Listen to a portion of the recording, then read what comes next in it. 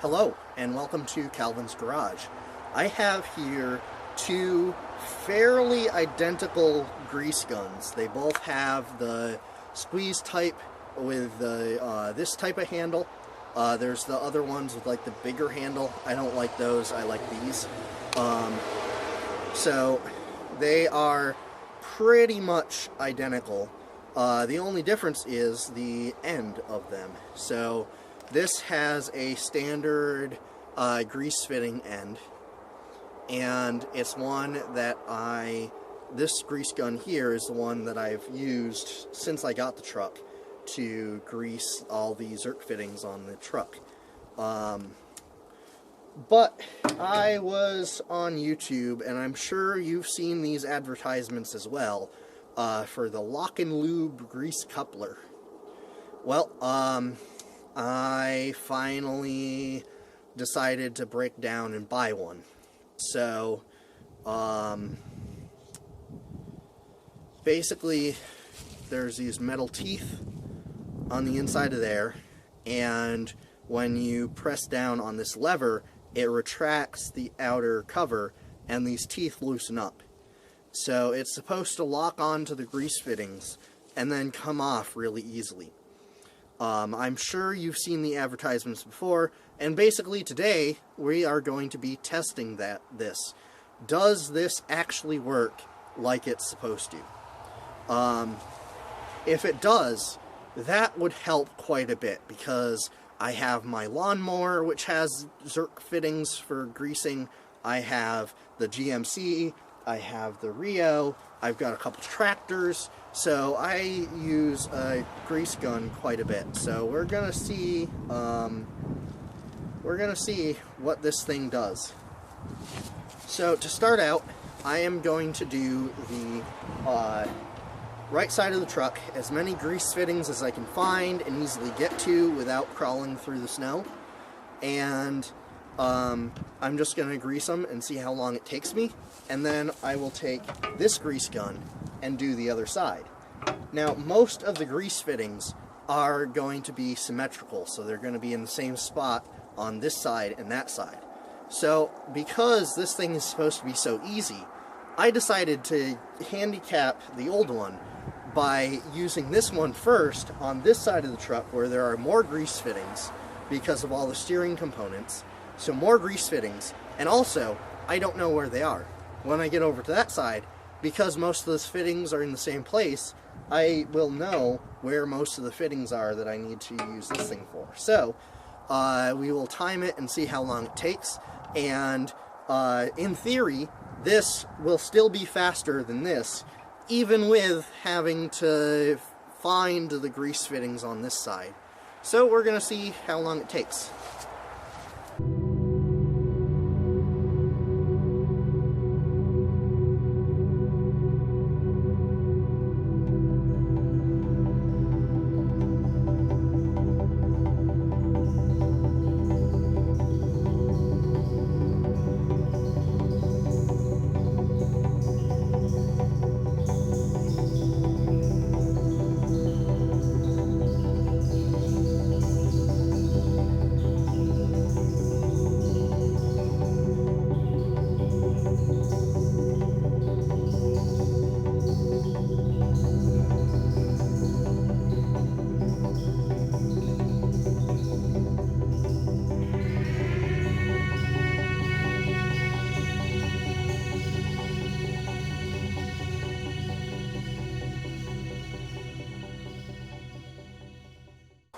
Well, this was kind of a scuffed comparison, because both of these grease guns are empty.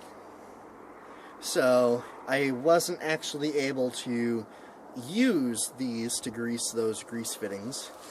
So it took me about the same amount of time to locate and put the grease coupler on and pump it for a little bit, and then take the grease coupler off. Same amount of time doing this one as it did this one on the other side. I did hit a couple with one that I didn't do with the other, and I don't know, it was just a bad comparison.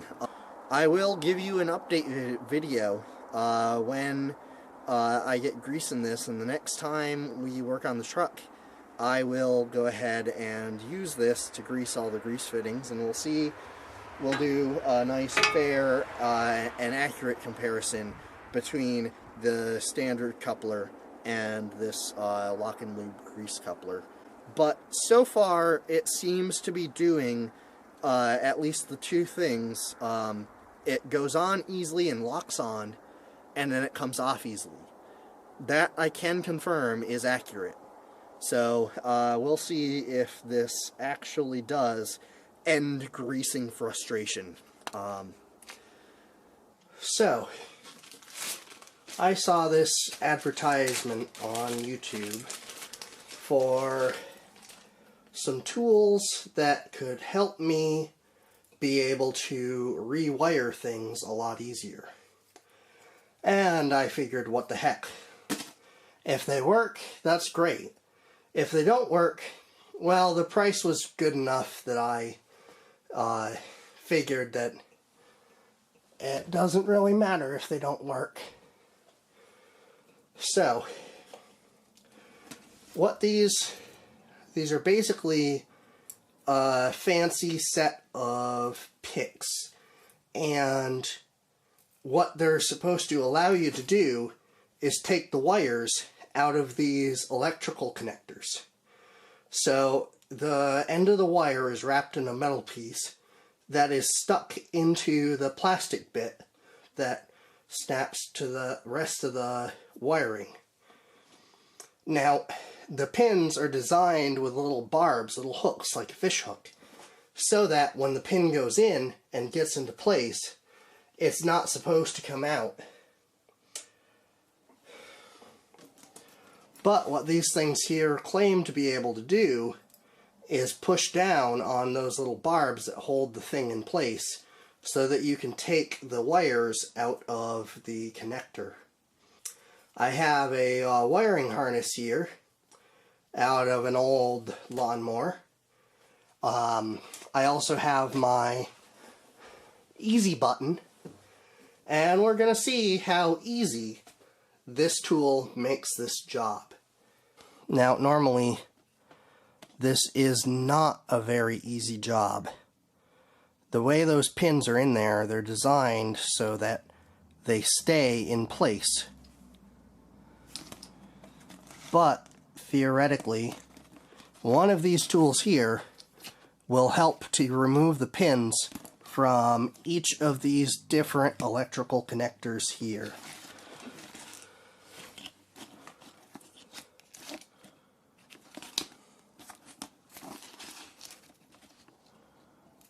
So I'm choosing one of these round picks, and I'm picking the one that goes down in there and goes around the pin. So it goes into the plastic bit, but around the metal bit. And then,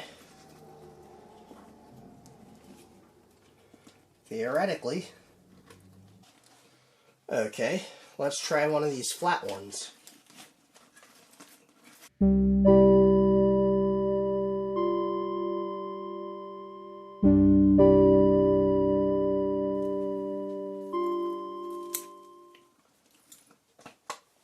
Easy.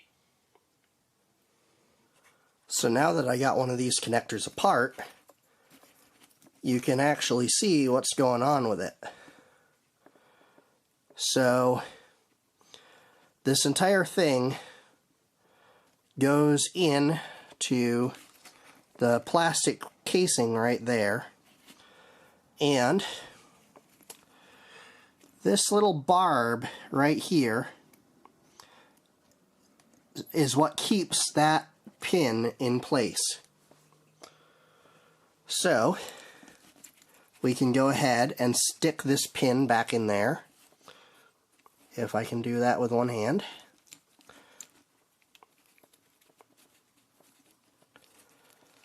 Now they're designed, did you hear that click? They're designed so that they click into place really easily, because you want to be able to put the wiring together really easily when you make the connectors. But what happens when you're rewiring something? or you're replacing a bad wire, or you wired it wrong and now you have to take it apart. So that's where these come in. It's designed so that you can't just pull this thing out. You have to hit that pin. So we're going to go ahead and take one of these. I think this was the one I used.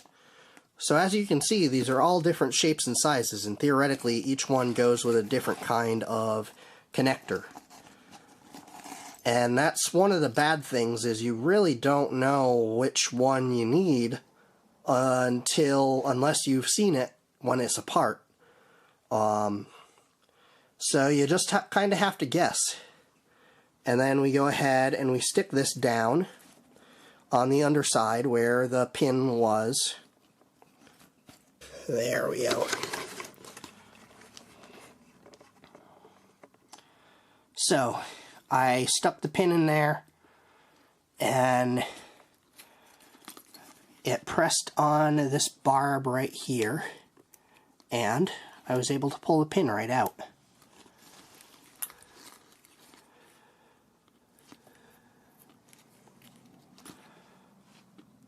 So let's take off the rest of these out of the connector, and then I'll put them back. Okay, I'm going to put these so you can see I got out 2 of them. Now I could get out the rest of them too, and then change the order of these pins so that I can rewire it however I want. But I'm actually just going to stick them back the way they were, because as far as I know there is no problem with this wiring harness. So we did run into a slight problem here. You can see this pin, the barb that holds it in place is kind of bent, so it's no longer sticking out. Which means when you stick this pin into the connector,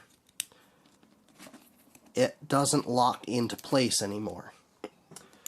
That's a slight problem, but we can actually use the tool here to be able to fix it. So all we need to do is pry this pin back up a bit. Just like that. Now it should go back in.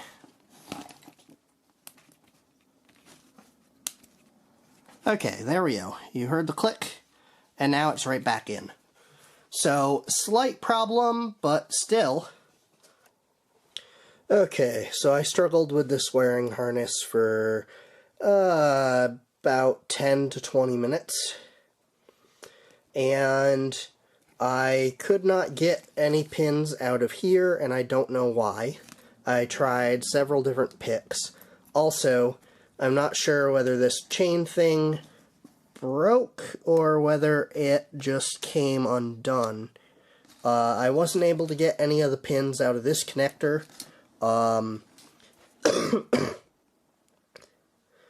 I did finally get one of the round pins out of this connector.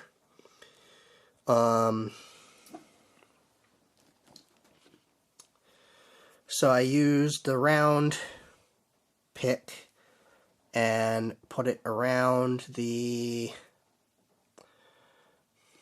I used the round pick, put it around the pin, and then that pressed down on the barbs on the end of there, and I was able to get this pin out. And I suppose I'd probably be able to get these other pins out. But in the process of getting that pin out, I kind of discovered that these pins, they aren't, especially the round ones, they aren't made well. So the round, they're not one solid piece. There's the round part, and then there's the key part at the top. And they're connected, they're really just held on there by this little piece of rubber, and there's some barbs on the end of the key part that kind of hold it in there. And you can see how those barbs are just digging into that rubber. So these round pins, these round picks for these round electrical connectors, They work, but it seems like they would break eventually, maybe sooner rather than later. As for these, so the round ones, at least those have a use, although they are kinda, and you can see that all the round ones are made the same way. They do have a use, although they seem kind of flimsy and seem like they have the potential to break and then not be useful. As for all of these flat ones, honestly, like any kind of very flat piece of metal would probably work. Some of these are designed to be for very specific connectors, but for a lot of these connectors, just a plain flat piece of metal, maybe, I mean, one that small for some pins, but even one just wider. You know, something that was this wide that didn't have that notch would work just fine. So, I am going to try and take a couple more of these pins out and just see what happens. But my impression of this this electrical pin, what did they call it, removal tool, so far hasn't really been that useful.